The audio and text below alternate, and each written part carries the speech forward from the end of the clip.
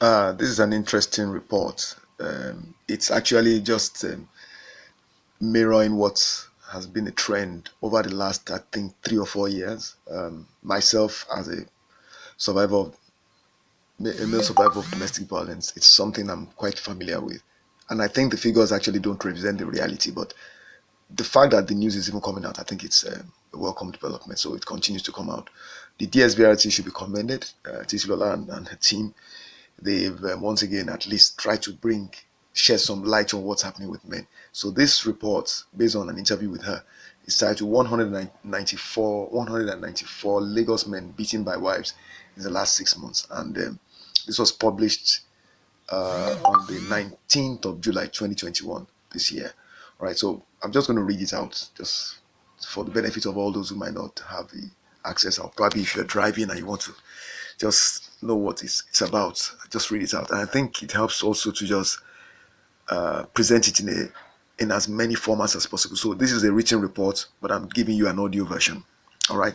So on Wednesday, the Lagos State Government Domestic and Sexual Violence Response Team (DSVRT) stated that 194 males had been beaten by their spouses or partners in the previous 6 months. All right. The figure was published by DSVRT in its biannual report. The report, which was made available to journalists in Lagos, covers the period from January to June 2021. So this is very recent. I'm speaking to you today. Today is I think the 16th of September, Thursday. So you know just how many months have passed since the report came out. It's very recent. The News Agency of Nigeria, NAN, reports that the figure is 44.33% higher than the 108 assault cases reported by men from January 2020 to June 2020. So this is a jump. Again, remember, I mentioned this at the beginning. Men don't even want to report. A lot of men, because they don't want to be ridiculed and shamed, don't even want to come forward. So you need to understand what you're seeing here is just the tip of the iceberg. According to the latest report, the DSVRT from January 2021 to June 2021 attended to 1,329 cases involving adults. The data showed that 1,125 of the adults, representing 85%, were female, while 194, 15%, were male. The data revealed that 77% of the adults were married, 11% single, 7% widowed and divorced, while 5% were cohabiting. In an interview with NAN, the coordinator of the DSVRT, Mrs. Titilola Vivour-Adeniyi, said that there had been a steady increase in reported cases of gender-based violence on the part of both men and women in the state since 2014. She, however, said that men had difficulty reporting incidents of assault by their partners, largely due to cultural norms. Vivour-Adeniyi said, this is a quote now, "Patriarchy is an enemy of everybody because it keeps people in silence. From a young age, males are not allowed to express themselves when they are experiencing trauma, and that lingers on to adulthood. When a man is experiencing violence, even his fellow men mock him, and such a person will not be able to speak up. With the data we are seeing, we are confident that when men are aware, they can report these incidents.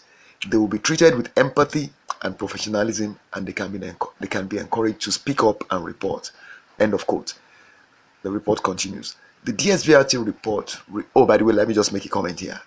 What she said about men getting believed, treated with empathy, treated with professionalism. Well, if you are dealing with Titilola and her team, I'm telling you, as a person that has dealt with literally all of them, okay, you will get that. Okay, I will say this: you will get that, but it's not something they're very busy. That's one thing. The second thing is, I also think they have to tread carefully. It's clear in their body language that they know they have to tread carefully in handling men's cases because of the prevailing stereotypes. So don't expect they're going to get some kind of swift execution of whatever it is. Very often you will find that you really have to play the waiting game. You really need to be patient. So just keep that in mind. But you will get some mileage from dealing with her team. Now, if there's any other group that you are thinking you are going to get support from, based on my experiences, man, you're on a long thing. All right? Well, things might change, but right now I'm telling you, don't hold your breath. All right? So if your best bet, go to DSVRT if you're a man. All right, the DSVRT report revealed that of the 1,329 adults, 1,235 were aged between 18 years and 45 years, while 93 were 45 years and above. Further breakdown of the figures showed that 954 adults reported domestic violence, 53 reported rape, and 29 reported attempts to commit rape and sexual assault. The data also showed that 24 people reported sexual assault by penetration and threat, while 269 were for others. The DSV, I'm deliberately reading the entire thing, so it's not like it's biased against men and women. So these reports are about both men and women. The DSVRT coordinator told NAN that all the sexual violence cases had been charged to court. The Directorate of Public Prosecutions has requested for the case files. She's quoted as saying, all the cases of sexual assault by penetration are being prosecuted at the High Court. Again, this continues. She's still being quoted. I'm just continuing reading out exactly what she said. All the cases that are sexual assaults that do not include penetration are currently being prosecuted at the magistrate's court. She continues. For sexual violence, that is clear-cut because all the cases are being prosecuted. Domestic violence, however, is not so clear-cut because not all survivors want prosecution. They want the abuse to stop, Vivour-Adeniyi said. So all those things you just heard that were quotes from her. The report also revealed that the top five local government areas in which the assaults were reported are Alimosho, 200 cases, Ikeja, 124 cases, Kosofe, 123 cases, Ikorodu, 115 cases, and Oshodi Solo, 95 cases. All right, that's the end of the report. I'm just going to give my final thoughts. Once again, the DSVRT is throwing up the data that backs up the fact and the truths that I've been screaming for years now since I became myself. I decided to begin my advocacy because I've been going through this for years. So of course, I to a great extent I'm separated from all of that now. But the thing is, abuse takes many forms. It's physical, emotional, verbal, psychological. Even when you are separated, you maintain zero contact directly with the person, you can still experience abuse by way of emotional manipulation, psychological impact, and all of that.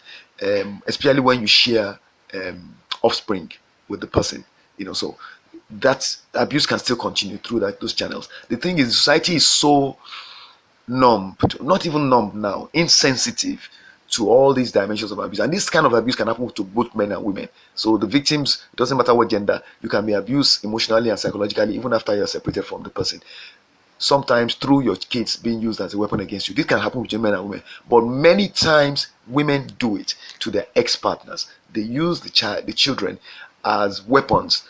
They weaponize the children against the other partner. And you really, as a man, if you really love your kids, you really have to make sure you do not get yourself into a position where you inadvertently make your child believe whatever the ex-partner is saying about you.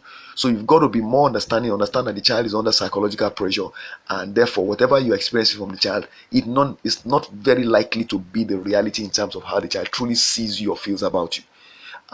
We as parents must be responsible in the way we relate with our children and not abuse them emotionally.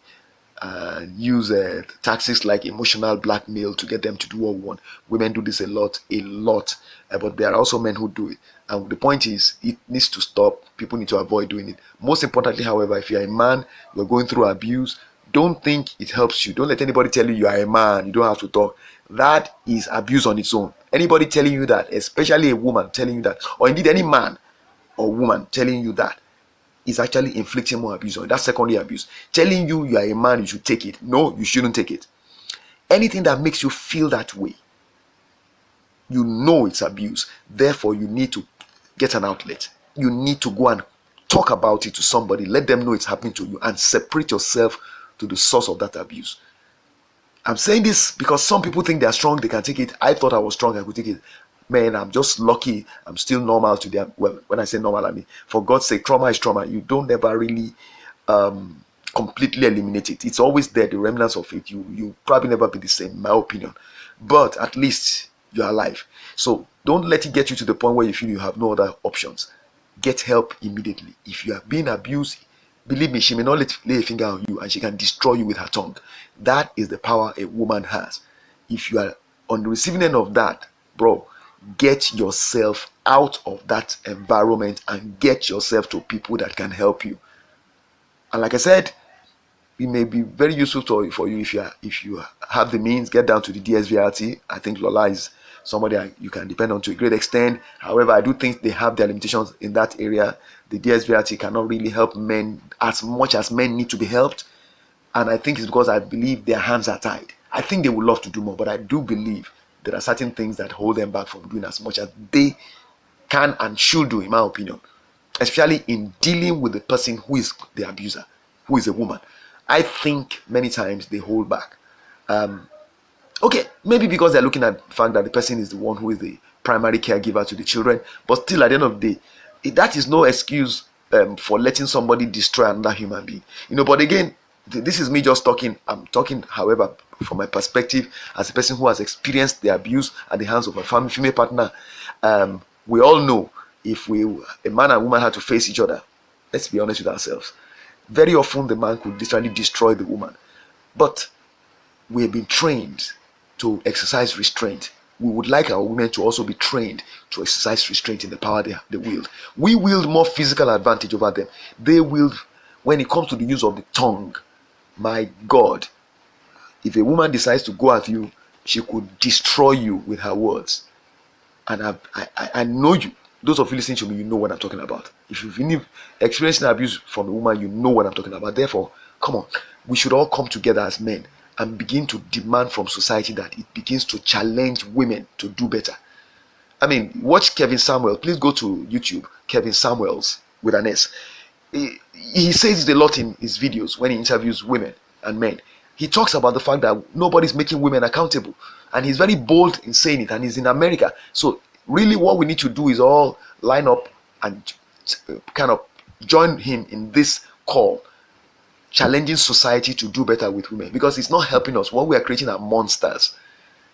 There are a few exceptions, but majority of our modern women are like monsters, really. They are what Dr. Olufumlayo in the UK called relationship hoodlums, and they are creating younger versions of themselves in their children, the children they raise, who are girls. We need to stop this before it becomes a pandemic we cannot handle. All right, I hope this is useful. If you have any questions, if you need help, if you're a man going through abuse, you need some help, you need support. I'm not a professional, but I do offer information and education that can help anybody. Reach out to me using the contact details provided on the screen. Cheers.